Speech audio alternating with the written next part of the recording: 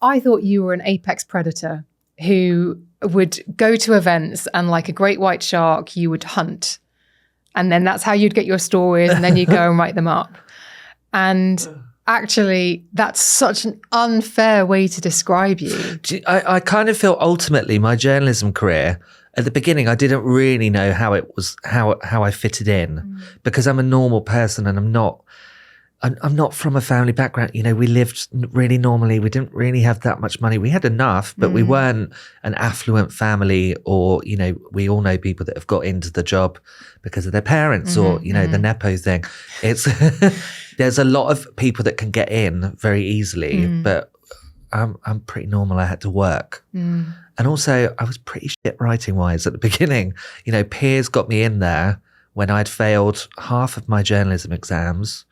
And I was like, Piers, but I finished this. The reason I got in was because I'd been sent to Pride of Britain and I'd interviewed, I think it was God knows who it was. I think it was Beckham and I think it was Sir Paul McCartney. And I got really nice quotes and they saw me work in the room and I could go up to anyone and realize they were human beings and it wasn't really that big a deal. Afterwards, I'd kind of freak out slightly in my own head, but I was fearless and that really stood me in good ground.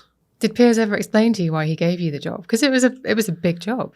It was a big job, especially at 21. But I think, you know, there were elements of working with Piers that I think are absolutely fantastic because he was a brilliant editor. He was so supportive. And I think to this day, everyone that I know doesn't really have a bad word to say about him. I've never met anybody who worked with Piers Morgan who has a bad word to say. He's just so supportive. And you always felt like you had a proper editor. There were certain things where my eyebrow would raise slightly, which we're not going to go into, but I see him now and we've still got a really good relationship and there's, you know, you could say what you like about him, but working for him is a different story. What you mentioned there about the parties and getting sucked into it. Yeah. What stopped you from getting sucked into the debauchery, which I think is what you're alluding to? Yeah, I think so. I think there's two things that stopped me because of my upbringing being so normal, I wasn't ever going to go down that route of, I don't know, I wasn't ever going to stitch up people really badly. I've only ever done that a few times in my career. And I'm not really that fussed about the people that it was anyway. Was it accidental? Do you know what? It wasn't accidental. Do you want me to go into it? Yeah. Okay. We'll start with Myleene class. Let's go. Okay, so me and Myleene were really, really good friends. We were hanging out a lot. You know, she was having kids and I knew her really well. I was hanging out at her house. We had a real friendship and it had been going on for years from when I'd started journalism. And then she split up with Gray, with her husband, and I was at the Sunday Mirror. And the story was kind of being fed to me from Myleene about what was going on. And it was obviously going to be a front page story.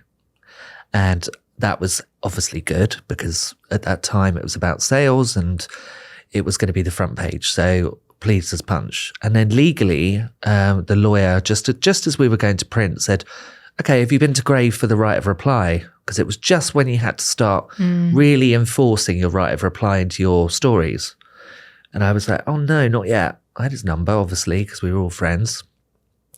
And so I got in touch with him.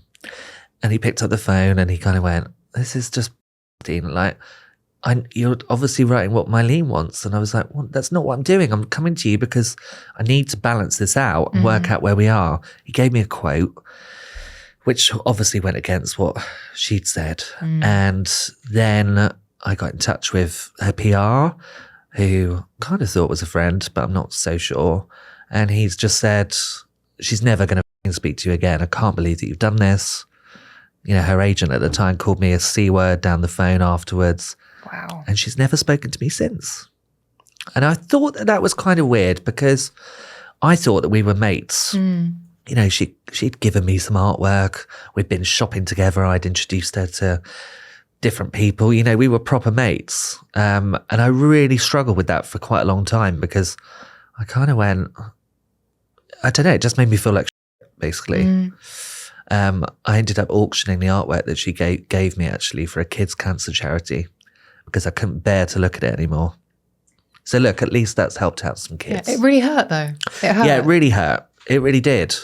Then there's another one with Jade Jagger, which was so annoying because I kind of did stitch her up, and it was one of those days where your story fell down, and she told me something. I'd only just met her as well, and she told me something, and it was all I had to replace my column lead. And obviously I immediately broke the trust that I had with her. And that was a huge thing of what I did, because I balanced between the celebrity and the paper, and I was on a tightrope walk in between, and making sure that you can't do that. It's a small industry.